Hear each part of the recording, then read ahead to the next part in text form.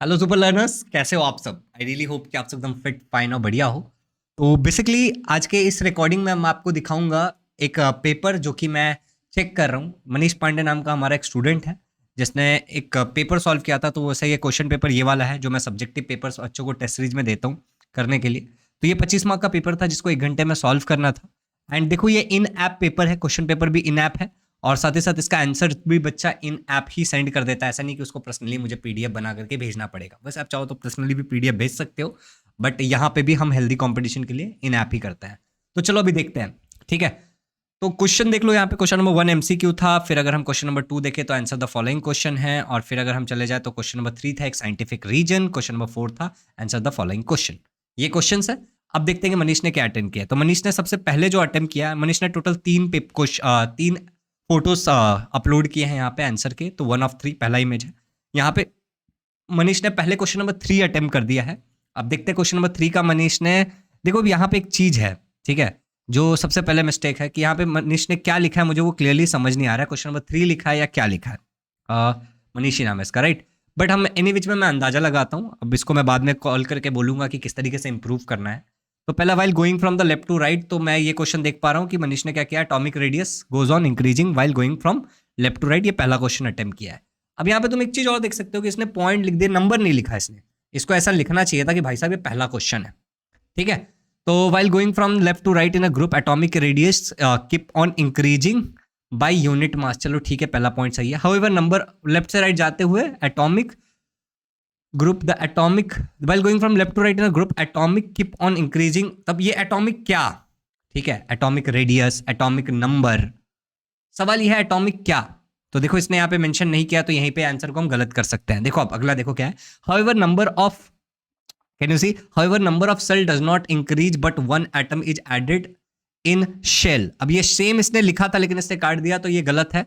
अब यहाँ पे सेम के जगह पे इसको लिखना चाहिए था लास्ट सेल। क्या लिखना चाहिए था, इन द लास्ट सेल या फिर इन द वैलेंस सेल, ठीक है, तो ये भी सही होता। द, अब देखो यहाँ पे क्या लिखा है इसने, इलेक्ट्रोपॉजिटिविटी, ELECTRO। अब मैं तो इसको समझ रहा हूं लेकिन एग्जामिनर शायद ना समझे, क्योंकि आप अगर क्लियरली देखोगे, मैं थोड़ा सा जूम करके भी दिखाता हूं, ठीक है। अगर आप थोड़ा सा जूम, तो यहाँ पे बेसिकली हो नहीं रहा बट फिर भी यहाँ पे देखो अगर मैं यहाँ पे बताऊं, यहाँ हो जाएगा आप जूम, ये देखो आपको दिख रहा है। ये इलेक्ट्रो जो उसने लिखा वो क्लियरली समझ नहीं आ रहा है। वो आई लिखा है, सी लिखा है, टी लिखा है। तो ऐसे बहुत सारे मिस्टेक्स ना आप जैसे लोग करते हो, आपको पता नहीं है, एंड दैट्स द रीजन कि टेस्ट सीरीज लेना जरूरी है, ठीक है। तो मैं समझ लेता हूं कि इसने लिखा है इलेक्ट्रो पॉजिटिव। अब देखो या POSIT, ये भी पॉजिटिव की स्पेलिंग भी मैं गलत ही बोल दूंगा, ठीक है। मैं बोलूंगा कि भाई साहब पॉजिटिव की स्पेलिंग भैया तुम्हारी है गलत, ठीक है। तो ये स्पेलिंग भी गलत है। Electron keep on increasing thus the electrons are pull towards the nucleus की स्पेलिंग देखो, ठीक है, यू गायब है, with the great extent. Thus the atomic radius goes on increasing while going from left to right in the, अब देखो यहाँ में कितना सब कुछ इसने लिखा है, लेकिन ओवरऑल मैं बोलूंगा पहले तो क्वेश्चन का नंबर डालना भूल गया भाई, ये गलत प्रैक्टिस है। दूसरा मैं बोलूंगा कि स्पेलिंग मिस्टेक ही स्पेलिंग मिस्टेक है। तुमको क्या लगता है कि तुमको सब आता है, लेकिन पता नहीं जब तुम पेपर लिखोगे ना तब पता चलेगा।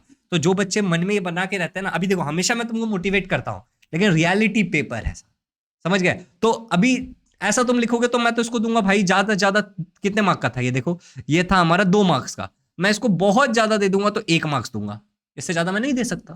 क्यों नहीं, अरे देख लो ना तुम, तुम्हारे सामने कितने मिस्टेक्स है। 1 मार्क भी दे करके ज्यादा कर रहा हूं, गलत कर रहा हूं, 0 देना चाहिए इसको। क्यों 0 देना चाहिए। अरे देखो यहाँ पे क्वेश्चन नंबर 3 का 1 लिखा ही नहीं इसने, किसका चेक कर रहा हूं मैं। अब मैं यहाँ पे देख रहा हूँ क्वेश्चन नंबर 3 का 2 वाला क्वेश्चन है, चलो ये लिखा है इसने। इक्वल टू नहीं लिखना चाहिए था, बंदे को आंसर लिखना चाहिए था, पहली बात। अब देखते हैं क्वेश्चन क्या था। 2 वाला क्वेश्चन था कि physical state of the reactants and the product are mentioned while writing a chemical equation. ऐसा हम क्यों करते हैं, तो इसने लिखा है physical state of the reactants, ठीक है, एंड द प्रोडक्ट, ठीक है, आर मेंशन्ड व्हाइल राइटिंग के स्पेलिंग सही है गलत है सोचो, जाने दो। In a chemical reaction because it's help to understand, understand होता है या अंडरस्टैंड होता है, बताओ मुझे। अंडरस्टैंड होता है the chemical equation, it will also help. ये क्या लिखा है भाई, जवाब क्या है भाई, इसका जवाब क्या होता है कि उसे लिखने से भैया फिजिकल चीजों के बारे में पता चलता है। उसे लिखने के बाद हमें को स्टेट के बारे में पता चलता है। हमें ये पता चलता है कि भैया रिएक्टेंट कौन सा है, लेफ्ट साइड में रिएक्टेंट होता है। हमें ये पता चलता है कि भाई साहब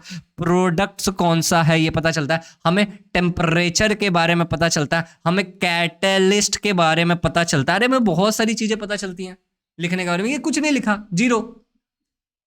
उठा के वही लिख दिया है। अब तीसरा वाला देखो, मना किया था पेपर इतने जल्दी अटेम्प्ट करने के लिए, लेकिन क्या करोगे तुम, बच्चे सुने तो ना। तीसरा वाला यहाँ पे भी आंसर लिखना चाहिए था, नहीं लिखा। This happened because the regelation ice is converted into water due to applied. अब देखो प्रेशर की स्पेलिंग देखो इसकी, देख रहे हो ना तुम, and reconverted into ice once the, ये सेम प्रेशर की स्पेलिंग गलत है, फिर भी यहाँ पे दो में से मैं चलो इसको हाफ मार्क्स दे देता हूँ, हाफ नहीं 1 दे देता हूँ मैं, ठीक है, इसको 1 मार्क दे देता हूँ, वरना बच्चा फेल हो जाएगा बुरी तरीके से। तो मैंने यहाँ पे भी इसको क्या किया, 1 मार्क दे दिया। तो यहाँ पे मैंने इसको 1 मार्क दिया है, यहाँ पे मैंने 1 मार्क दिया है।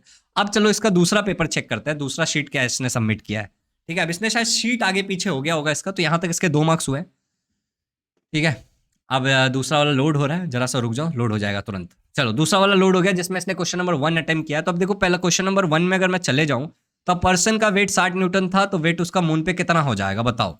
अभी इसका सिंपल सा जवाब क्या होता है कि अगर किसी का वेट 60 न्यूटन था तो 6 से डिवाइड होकर के वो 10 न्यूटन हो जाएगा, 1/6 हो जाएगा अर्थ पे। देखो ना question, a person wages 60 Newton on earth. मैं आपको समझाता हूं। अब देखो इसने कितना बढ़िया गलती करी है। हमें भी लगता है कि हमें आता सब है, लेकिन आता नहीं है, ठीक है। मैं देखो, weight on moon is 1/6 weight on earth, ये होता है। तो वेट ऑन मून इसके लॉजिक से क्या हो जाएगा, 1/6 multiply by weight on earth, तो हमें दिया हुआ है 60, तो 6 1 जा 6, 6 10 जा 60, तो इसका आंसर 6 नहीं 10 होगा। तो ऑप्शन कौन सा होगा इसमें, इसमें ऑप्शन सही कौन सा होगा, डी ऑप्शन होगा, 10 न्यूटन। अब मैं बार बार ऐसे पेपर्स नहीं देने वाला हूं, क्योंकि बाकी लोगों को आंसर रिवील हो जाएगा, लेकिन थोड़े बहुत आपको भी, जो लोग फ्री में देख रहे हैं, जो लोग फ्री पे डिपेंडेंट है, उनको भी पता होना चाहिए ना। तो ये सब मैं मिटा देता हूं अभी के लिए, ठीक है। ये फीडबैक का वीडियो उसको भी चला जाएगा, क्या नाम है इसका, हमारे प्यारे मनीष को, मनीष जी को समझाने से मनीष जी समझते नहीं है। तो इसका आंसर मैं यहाँ पे कट कर देता हूँ, मैं लिख देता हूँ कि D is equal to 10 newton इसका राइट आंसर है। चलो आगे देखते हैं। यहाँ पे इन्होंने लिखा है, क्वेश्चन था during Newland time dash element were known, तो 56 एलिमेंट नोन थे, बहुत बढ़िया, ठीक है। ऑप्शन देखो, देखो इस नमूने को देखो, क्या नमूना बच्चा है, ये मानना पड़ेगा। अब इसको बुरा लगेगा सो देख करके कि भाई पब्लिक में ऐसे कर रहे हैं। देख इधर सी लिखा है तूने, इधर लिखा ही नहीं है। अरे इधर भी लिखना फिर कि 56A लिखना कि ऑप्शन ए है। एक पैटर्न को फॉलो करना है जनाब, ऐसा नहीं कि कुछ भी कर रहे हो आप। चलो फिर भी ये सही है बच्चे का, तो यहाँ पे इसको 1 मार्क मिल गया, ठीक है। अब अगला वाला क्वेश्चन क्या था, reaction of iron nail with copper sulphate Fe+S, iron nail Fe plus with copper sulphate CuSO4 is a dash reaction. देखो अगर आयरन है और कॉपर है, तो आयरन क्या होता है, मोर रिएक्टिव देन कॉपर होता है, तो इट्स अ डिस्प्लेसमेंट रिएक्शन, इसका आंसर सी होगा। गलत किया इसने, कॉम्बिनेशन रिएक्शन गया। और लास्ट वाला 4 का C इक्वल टू, क्या क्या बोलूं मैं, फोर्थ वाला इलेक्ट्रोमैग्नेटिक इंडक्शन का मतलब क्या होता है, चार्जिंग ऑफ इलेक्ट्रिकल नहीं, production of magnetic field due to flowing current in a coil, generation of current in a coil due to relative motion between coil and the magnet. ये C इसका सही जवाब होगा, और उसने सी लिखा है, लेकिन हाँ चलो ये सब नहीं लिखा है तो भी ठीक है, चलो बड़ा बड़ा था, लेकिन एक पैटर्न को फॉलो करो। अगर तुम ABCD लिख रहे हो आंसर में, तो खाली ABCD लिखो। अगर तुम ABCD के साथ आंसर लिख रहे हो तो आंसर लिखो, या फिर तुम खाली आंसर लिख रहे हो तो लिखो, लेकिन MCQ है तो ऑप्शन लिखना जरूरी है भैया, समझ गए। तो मैं इसको एक फीडबैक यहाँ पे पेपर पे लिख के दे देता हूँ, फॉलो अप पैटर्न। इसको कितने सही हुए इसके, देखो 1 सही हुआ, 2 सही हुआ, तो यहाँ पे इसको कुल मिला के 2 मार्क्स मिले हैं। तो मैं इसको यहाँ पे लिख देता हूँ कि भैया इसके 2 मार्क्स यहाँ पे मिले, बाकी छोड़ देता हूँ। मैं यहाँ पे लिख देता हूँ इम्प्रूव प्रेजेंटेशन। ये प्रेजेंटेशन की बात हो गई ना, प्रेजेंटेशन स्किल। अब इसको ओवरऑल पता चल जाएगा कि क्या करना है, ठीक है। Improve presentation skill. अब देखो क्वेश्चन नंबर 2 भैया ने अटेम्प्ट किया है। क्वेश्चन नंबर 2 में हमारे पास क्या, answer the following question. 5 question में ऑप्शन नहीं देता, प्रैक्टिस के लिए कर रहे हो, सब करो। Right to characteristics of gravitational force. तो क्या लिखा है इन्होंने, द फोर्स दो विच, देखो स्पेलिंग मुझे तो नहीं समझ आ रहा भाई, any object toward itself is called gravitational force. ठीक है चलो भाई, ले लिखा है तो ठीक है। The gravitational force changes according to the depth, height and shape. चलो ये भी सही है, तो 2 प्रॉपर्टीज तो इसने लिख दिया। लेकिन जो ये चेंज होता है वो ग्रेविटेशनल फोर्स नहीं, वो एक्सेलरेशन ड्यू टू ग्रेविटी होता है रे भाई, एक्सेलरेशन ड्यू टू ग्रेविटी होता है। क्या कर रहा है, क्या कर रहा है, इतना कचरा मैं करके भेजूंगा तो बेचारा टेंशन में आ जाएगा कि पेपर में लिखा क्या है, मैंने क्या किया। तो पॉइंट सही है, ये भी चलो ये भी ठीक ही है, मान लेते हैं। The gravitation GRAVITATION force is 0 at the centre of the earth. ये भी ठीक है, सेंटर ऑफ द अर्थ में मास 0 हो जाता है तो 0 हो जाता है, नॉट बैड। तो भैया को 2 मार्क्स मिल जाता है यहाँ पे, 2 ही मार्क का क्वेश्चन था ना, हाँ 5 क्वेश्चन 2 मार्क को यहाँ पे मिल जाता है। तो ये 2 मार्क मिल गया, पीछे 2 मार्क और ये ऊपर का 3 काउंट करेंगे बाद में। फिर यहाँ पे क्वेश्चन है कि difference between Mendeleev and modern periodic table. देखते भैया ने क्या किया, ठीक है। तो भैया कहता है कि मेंडलीव और मॉडर्न, अब देखो इसको टेबल को प्रेजेंटेशन के लिए यहाँ पे भी इंप्रूव किया जा सकता था, ये 2 जो लिखा है उसको इंप्रूव किया जा सकता था। There are many possibility in his paper जहाँ पे इसके मार्क्स इंप्रूव हो जाएंगे, बट ये अगर ये प्रैक्टिस नहीं करता तो शायद ये लूज कर देता हूँ मार्क्स। तो इसलिए पेपर किसी से चेक करवाना जरूरी है। अभी देखते हैं क्या किया इसने। Mendeleev arrange the element in increasing order of atomic masses, बिल्कुल सही लिखा है इसने, चलो ठीक है। In modern periodic table element are arranged in on the basis of atomic number, ये भी सही है, लेकिन यहां पे एक इंपॉर्टेंट पॉइंट है, इंक्रीजिंग ऑर्डर, जैसे उसने पीछे वाले में लिखा ना, of atomic number, of atomic number, ये जरूरी है। फिर भी चलो मैंने दे दिया इसको मार्क्स, ठीक है, मैं दिलदार टीचर दे देता हूं मार्क्स। फिर क्या है, Mendeleev found that element with, ये क्या लिखा है देखना पड़ेगा, जूम करके देखना पड़ेगा, ठीक है। मेंडलीव फाउंड दैट, अब क्या ऐसे जूम इन करना पड़ेगा, ज्यादा ही जूम हो गया ये भाई, क्या लिखा है इसने, Mendeleev found that element with chemical, हाँ चलो ये भी पॉइंट उसे गलत नहीं लिखा है इसने, सही लिखा है, ठीक है, ये भी पॉइंट इसने गलत नहीं लिखा है। फिर लिखा है element with similar physical and chemical properties does not repeat after, ऐसा नहीं है रे, ऐसा नहीं है, ये गलत लिख दिया इसने, ऐसा नहीं है, ठीक है। फिर देखते हैं अगले पेपर में भाई साहब ने क्या किया है, देख लेते हैं एक बार, ऐसा नहीं है। चलो लोड हो रहा है, लोड हो रहा है, लोड हो रहा है, लोड हो रहा है, लोड हो रहा है, लोड हो रहा है, लोड हो रहा है, हो गया। There is no space for isotopes in Mendeleev table, बात तो बिल्कुल सही बोला भाई ने। देयर आइसोटोप्स वेयर अरेंज्ड, क्या लिखा है रे, क्या लिखा है, इन मॉडर्न पीरियोडिक टेबल, ठीक है चलो बात समझ में आ गई, ये पॉइंट मिसिंग है, ओके क्वेश्चन मार्क, मैं क्वेश्चन मार्क दे देता हूँ, यहाँ पे क्वेश्चन मार्क, मैं ऐसे बोर्ड के पेपर में इतना तामझाम नहीं होता, बट अभी समझा रहा हूँ इसलिए, ठीक है। Modern periodic table is also known as long form of periodic table, ठीक है, तो 2 मार्क का था, तो मैं इसको क्या कर दूंगा, यहाँ पे मैं इसको 1.5 मार्क्स दे दूंगा। चलो इतना अच्छा अच्छा कुछ तो लिखा है इसने, मार्क्स तो पास भी तो करना है ना बच्चे को, टीचर के मन में ये भी होता है कभी कभी। अब देखो तीसरा क्वेश्चन यहाँ पे अपने पास था कि explain the term reactant and product giving example. The substance which help in chemical reaction is called as reactant. The substance which help in chemical reaction is called as reactant. The substance formed after the chemical reaction by forming a new bond is called as product. ठीक है, जो react होता है reactant है, मतलब भावनाएं समझ आ गई मुझे। एग्जांपल के लिए the formation of carbon dioxide of a cool in air, इसने मेरा वीडियो देखा है, मैं समझ गया, ठीक है। कह रहा है कि कूल नहीं रे, कार्बन होगा यहाँ पे कार्बन एक प्रकार का क्या होगा, रिएक्टेंट होगा, और कार्बन डाइ और ऑक्सीजन भी रिएक्टेंट होगा, प्लस ऑक्सीजन ये रिएक्टेंट होगा और ये वाला प्रोडक्ट होगा, बिल्कुल सही है। तो यहाँ पे भी इसको मैं 1.5 मार्क्स दे देता हूँ, ठीक है। चलो आगे बढ़ते हैं, फोर्थ क्वेश्चन देखो क्या लिखा है इसने। पॉइंट इंपॉर्टेंट नहीं है, जो क्वेश्चन पूछा वो सेटिस्फाई होना चाहिए ना भाई, ये इंपॉर्टेंट है। देखो अगला क्या क्वेश्चन, एक्सप्लेन, फोर्थ वाला, explain the term short circuiting and what does short circuit leads to. Short circuit से क्या होता है, शॉर्ट सर्किट क्या होता है। When the live wire and the neutral wire come in contact of, ये देखो ईच लिखना, अच्छा भैया, very closer to each other, the resistance become very small and hence the amount of electric current is produced, this condition is known as short, ठीक है, 1 mark दे देते हैं इसको, ठीक है, 1 मार्क दे देते हैं। अब देखो the amount of heat energy, अभी अगला क्वेश्चन क्या है इसका, explain the term, explain the latent heat of fusion and vaporization. अब देखो यहाँ पे प्रेजेंटेशन स्किल पे काम किया जा सकता था, ठीक है, जैसे ये वाला क्वेश्चन है, ये वाले क्वेश्चन में प्रेजेंटेशन स्किल पे काम किया जा सकता था, अच्छे से डेफिनेशन लिख देता, फिर अच्छे से एग्जांपल लिख देता।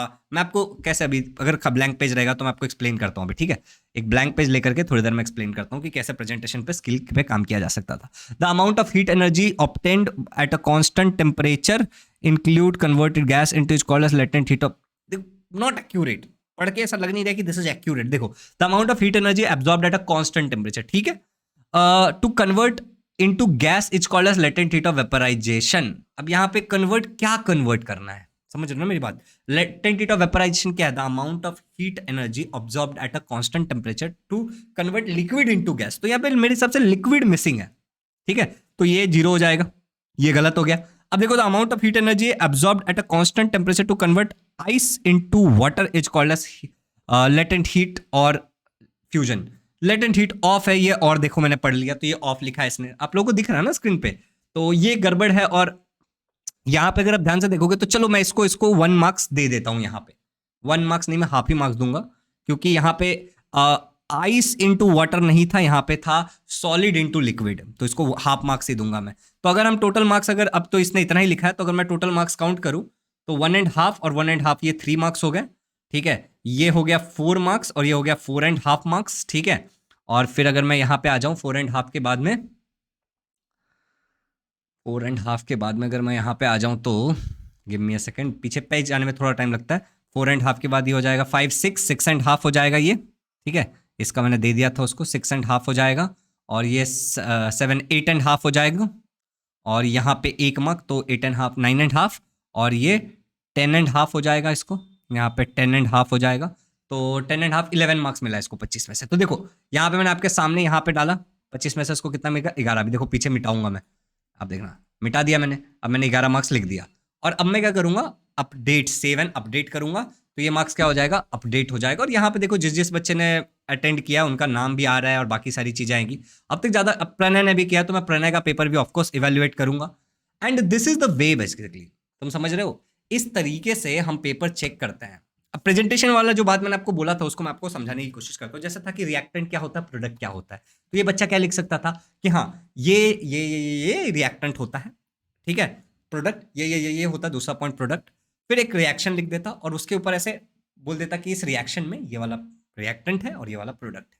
शॉर्ट सर्किट और उसका इफेक्ट तो लिख देता, शॉर्ट सर्किट मतलब ये, शॉर्ट सर्किट में ये होता है, करंट बढ़ जाता है, रेजिस्टेंस घट जाता है, जो भी है, ठीक है, और एग्जांपल शॉर्ट सर्किट से ये नुकसान होता है, आग लग जाता है।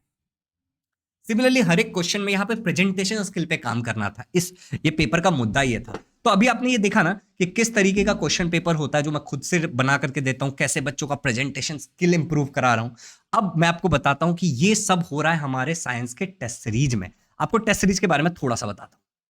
तो अभी आपको स्क्रीन पे दिख रहा होगा, ये है हमारा साइंस और सोशल साइंस का टेस्ट सीरीज, जिसमें बाकी सब्जेक्ट भी ऐड होंगे और किस तरीके से इसमें सब्जेक्टिव पेपर्स भी होते हैं जो मैं चेक करता हूं, और इसमें ऑब्जेक्टिव पेपर्स भी होते हैं बहुत सारे। हर एक चैप्टर के हर एक टॉपिक से आपको क्वेश्चन देखने को मिलेगा इसमें।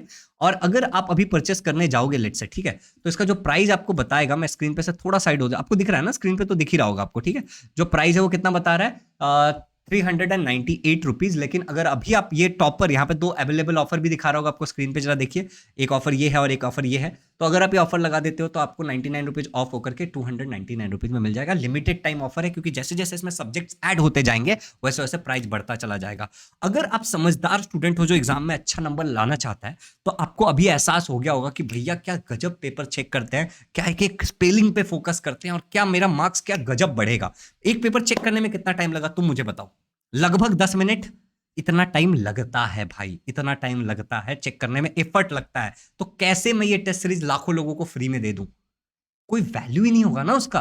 अगर तुम सच में वो स्टूडेंट हो जो अपने आप को मार्क्स को इंप्रूव करना चाहता है, तुमने ऑफलाइन क्लास लगाया, ऑनलाइन क्लास लगाया, उससे कुछ फायदा नहीं है। पेपर सॉल्व करोगे, मनीष ने भी पढ़ा होगा, पर 25 में से कितने मिले उसको? 11। उसने पूरी पढ़ाई करने के बाद ये पेपर दिया होगा मुझे खुश करने के लिए, लेकिन उसको मिले कितने? 11। तुम भी जाओगे एग्जाम में 90 मार्क का लिख के आओगे, 100 मार्क का लिख के आओगे, और मिलेगा साला 60। Sorry for my word, but मिलेगा कितना? 60 मार्क्स। समझ रहे हो मेरी बात? तो भाई इस बात का ध्यान रखो कि पेपर में प्रेजेंटेशन बराबर होना चाहिए, आंसर सही होना चाहिए, स्पेलिंग सही होना चाहिए। तुमने याद कर लिया, तुम्हें लग रहा आता है, लेकिन शायद तुम्हें नहीं आता है। अच्छा, साथ ही साथ एक और बात है कि अगर आप में से कोई ऐसा बच्चा है जो आरंभ बैच ज्वाइन करना चाहता है, तो यू आर वेलकम। आरंभ बैच में पहले 100 स्टूडेंट के लिए 500 रुपीज सीधे सीधे ऑफ है। यहाँ पे लाइव लेक्चर्स हो रहे हैं, इससे ज्यादा पेपर्स चेक करके मिलेंगे आपको, ठीक है, इससे ज्यादा आपको गाइडेंस दिया जाएगा। जब मैं आपका पेपर चेक करूंगा तो चांसेस है कि मैं आपको ऑन कॉल ले लूं, या फिर चांसेस है कि मैं आपको एक गूगल मीट पे इनवाइट करूं और आपके सामने आपका पेपर चेक करूं। ऐसे चांसेस है, सबके साथ नहीं, लेकिन रैंडमली मैं सिलेक्ट करूंगा। अगर मुझे लगेगा कि यार ये बच्चे का थोड़ा सा इंप्रूव ज्यादा करने की जरूरत है, तो मैं आपको पर्सनल अटेंशन दूंगा। इसके अंदर आपको इंग्लिश मिलेगा, टेस्ट सीरीज में खाली साइंस का सब्जेक्टिव पेपर है, आपको इंग्लिश मिलेगा, मैथ्स मिलेगा, साइंस मिलेगा। Not only paper, subjective paper की बात नहीं कर रहा हूं, सारे क्वेश्चन कौन से पढ़ने चाहिए, नहीं पढ़ने चाहिए, चीजों को एनालाइज करके, ठीक है, कैसे एनालाइज करें, क्या पढ़े क्या नहीं पढ़े, कब पढ़े नहीं पढ़े, हर एक चीज। लाइव क्लासेस हो रहा है, डाउट क्लियरिंग सेशन हो रहा है, इसमें टेस्ट सीरीज फ्री में मिल रहा है आपको। दिख रहे हो यहाँ पे ऊपर लिखा हुआ है कि यहाँ पे टेस्ट सीरीज फ्री है, यहाँ पे लाइव क्लासेस है, और बहुत सारे नोट्स भी आपको दिए जा रहे हैं, बहुत सारे सैंपल पेपर्स भी दिए जा रहे हैं, प्रीवियस ईयर क्वेश्चन का, मतलब जो भी कहीं तुम ट्यूशन लगाते हो ना, जो जो आशा लेकर के लगाते हो वो सब है। 6 महीने का प्राइस, अगर आप ये विनर का कोड लगा दोगे पहले 100 स्टूडेंट के लिए, 6 महीने का प्राइस आपको यहाँ पे दिख रहा होगा कितना है, 1539.41। अरे आप देखोगे ना, आपके अंदर history, geography, political science, science 1, science 2, maths 1, maths 2, English, grammar, writing skill सब है। अगर आप देखोगे ना, तो पर मंथ का जो आपका खर्चा है ना, वो 250 रुपए से कमा रहा है। ओनली 100 स्टूडेंट के लिए है ये, क्योंकि बाद में प्राइस बढ़ जाएगा, ठीक है। और मेरा पर्सनल अटेंशन है पहले 100 स्टूडेंट पे, क्योंकि मुझे रिजल्ट लेकर के आना है, मैसिव रिजल्ट लेकर के आना है बच्चों का। तो इसी तरीके से मैं पेपर चेक कर करके आपको फीडबैक देता रहूंगा। लेकिन अगर आप चाहते हो कि आपका भी पेपर चेक हो, तो आप आरंभ बैच ज्वाइन कर लो, एल्स आप कोशिश करो कि आप एटलीस्ट टेस्ट सीरीज तो जरूर ज्वाइन करो। और मैं आपको एक छोटी सी बात बताता हूँ, 100 बच्चे अगर टेस्ट सीरीज खरीदते हैं तो उसमें से 30 बच्चे बाद में आरंभ बैच में आते हैं। तो एक बार सोचना जरूर कि मुझे आरंभ बैच ज्वाइन करना चाहिए, टेस्ट सीरीज ज्वाइन करना चाहिए। और बजट प्रॉब्लम तो नहीं है भाई, क्योंकि 6 महीने का टिल एग्जाम आपको जो प्राइस मैं बता रहा हूँ वो है 1539.41 टिल एग्जाम, ये नहीं कि मंथली। इतने सारे सब्जेक्ट, डेली 2 क्लासेस होंगे, एक क्लास आपका 9 से 10 होगा। अगर आप कहते हो कि मेरा शाम को तो क्लास होता है, रिकॉर्डेड अवेलेबल रहेगा। साथ ही साथ सुबह डेली एक क्लास होगा जिसमें हम 20 क्वेश्चन लर्न करेंगे, आप बहुत सारी चीजें करेंगे। आप आ तो जाओ, मचाते हैं, ठीक है। बट एनीवेज में पेपर किस तरीके से चेक होता है, मैंने कैसे एनालाइज किया, कैसे बताया, वो आपको समझ आ गया होगा। Thank you so much for watching this video. मिलते हैं आरंभ बैच या फिर टेस्ट सीरीज में। और हाँ, इस टेस्ट सीरीज में डाउट क्लियरिंग सेशंस भी हैं इंक्लूडेड, जिसमें मैं लाइव आकर के 20 क्लासेस लूंगा। साइंस के 20 चैप्टर पे 1-1 घंटे का क्लास होगा। डाउट क्लियर करने के लिए रैंडमली बच्चे को लिया जाएगा, जिसका डाउट है क्लियर कर दिया जाएगा। बट आरंभ बैच में डेली डाउट क्लियरिंग सेशन होता है। हर सेशन के बाद 15-20 मिनट तक डाउट क्लियर किए जाते हैं, अलग से डाउट क्लियरिंग सेशन होता है। तो Arambh batch is way superior, very way superior in terms of doubt that test series, ठीक है। और याद रखना, अगर आप टेस्ट सीरीज खरीद रहे हो तो ये टॉपर वाला कोड लगा करके आपको जो है ये कितने में मिल जाएगा, 299 रुपीज में मिल जाएगा। और अगर आप ये विनर वाला कोड लगाते हो आरंभ बैच में तो आपको मिल जाएगा 1539.41 में। दोनों के लिए अलग अलग कोड है, आप लगा लेना। Thank you so much, check out the link in the description. और हाँ, इस चैनल पर नए हो तो सब्सक्राइब कर लो, क्योंकि यहाँ पे एक्साइटिंग चीजें होती रहती है। Happy learning.